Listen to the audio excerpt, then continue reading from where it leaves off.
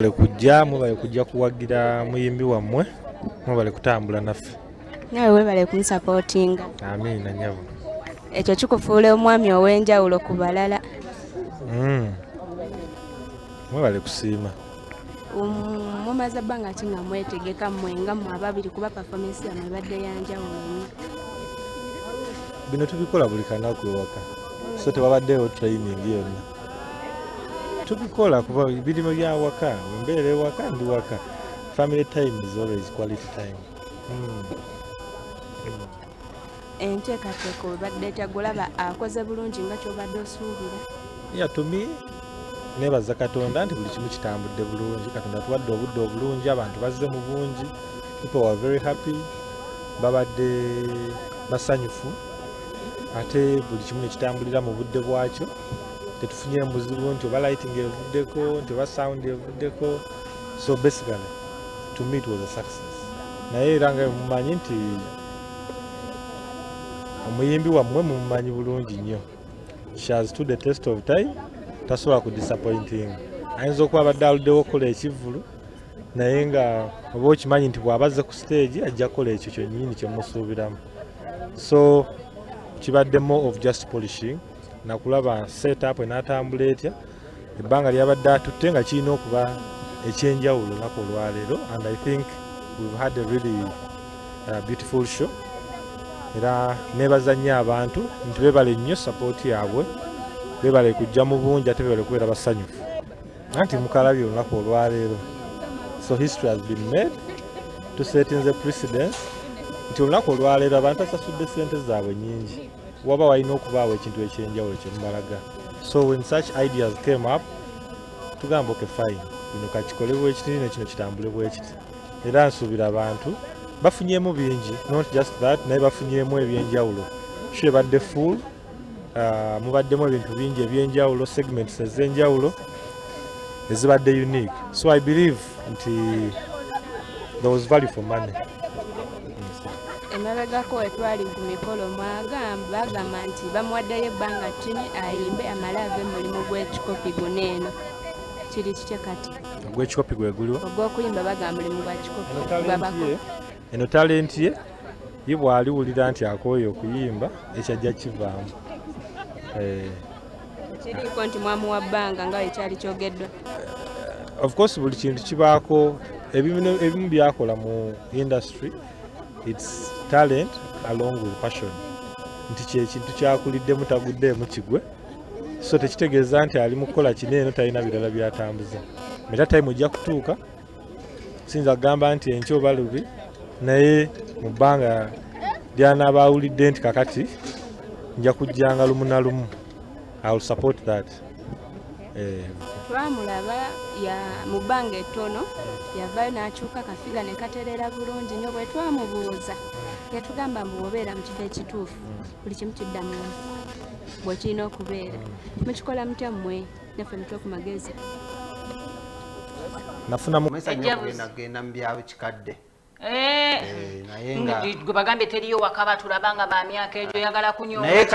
One of the highlights of the show was Katikiro wa Buganda. He was the guest of honor, and it was a very glad moment okulamu nabonga kuba B2C. Era yabasuubiza nobasuubiza nti ku kivulu kyabwe is going to be there.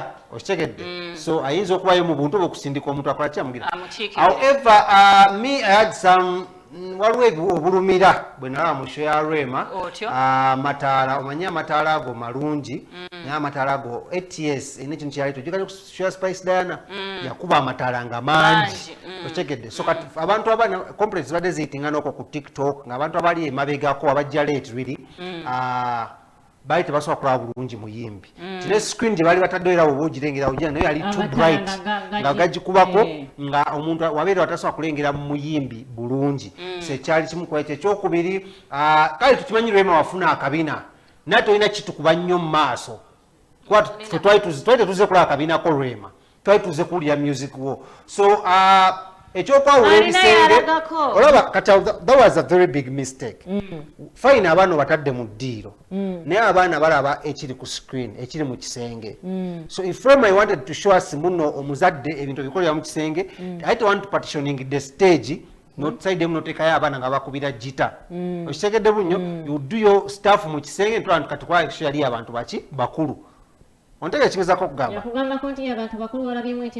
anti nkugamba kati ekyo kakyokakyoke kubanga alimu ne Hamza beekwatirira beewazihaga mu kisenge bamukyusiza akabina bwagira that was so no it was okay to people that are above 18 but okuteeka abaana mu kisenge side eno okukula ngalaba omuzadde affection jawe mulala si kibi. Have you seen young kids kiss nga banywegera abaana abalala ku masomero chanchi njagadde ki nga benywegera kale ekyo kyoyogedde ku ssomero because tata ne mama kyakola si kyengamba ekyo ngamba hagange ezo teziba mbi okimanyi muno actually Hamza yali agundi ku stage Rema kibi si kibi naye abaana bali balaba mukisibu ali mu ddiiro nina ko bat colonizing asicho ebintu ya tukiriza yali akola Rema ate n'ekirala Rema myayira extra creativity but wakisusamya tuka ekiseera nga ayimba ennyimba ez'abantu abalala Rema has a very big catalog. Nze kyanuma kyali kimu kyokka eneki actually nkirebere ku bayimbi Uganda. These things of singing and then you're shouting in live like akambiachi you know that kind of stuff. It's live. When nayagalira Juliana twali ku show ya Juliana temwalimu ebyagambiachi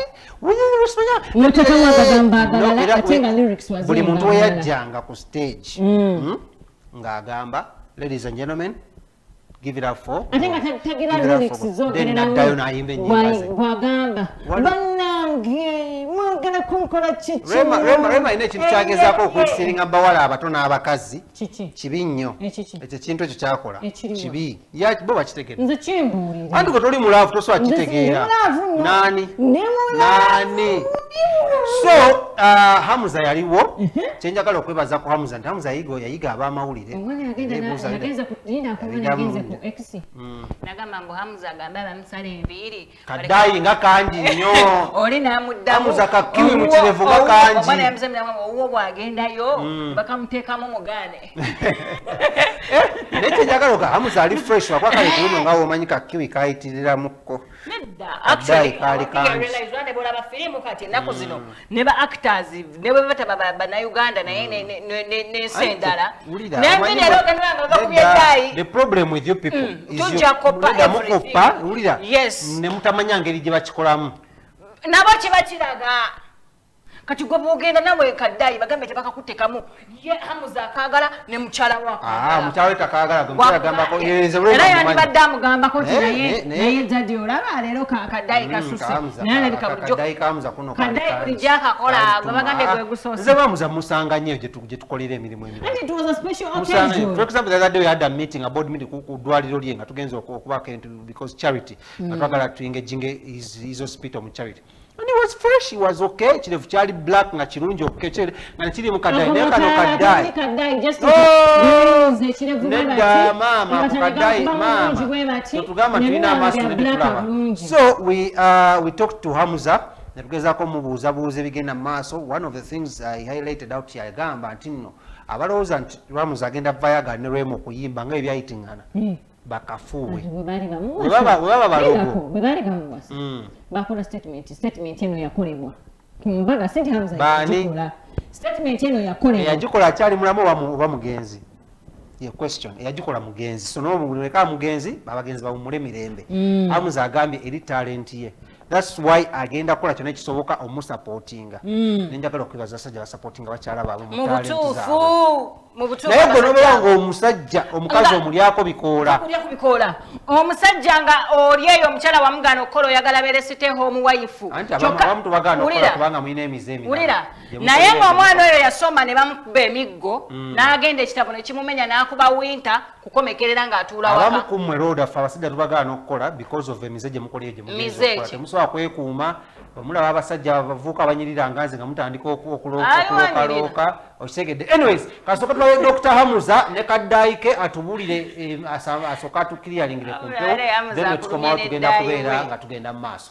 Mukwano gwange nawasa mukwano gwange so ebintu ebisinga biba byekola byokka buli woba n'omuntu akutegeera omuntu gwe mukwatagana obulungi tugamba ebimu naawe bijja tukoleze eki tuteeseemu nnyo maanyi so bw'aba abannyonnyodde ekyo nabagamba ekyo ate ekyo bweyagala nkyongereko nawasa mukwano gwange twetegeera ntegeera mutegeera so kyemusabira ne kyensaba Katonda atwongere obumu bwe tulina atwongere okwagala wakati waffe na buli kimu kyongere okubeera nga kitambula bulungi tubutasiima kati Hamza akyayagala kwagala ki Katonda kwaba amwongera wakati we NeRema no abagumizeemu munna ni watu abeerawo nga bo eva bawankawanka nga bo bawankawanka nga they are not contented Hamza yo okay yo contented kati wagamba bongera okwagala nga agamba yagala kwongerako hakki endala Hamza has enough love with Rema according to what we see omanyi bagamba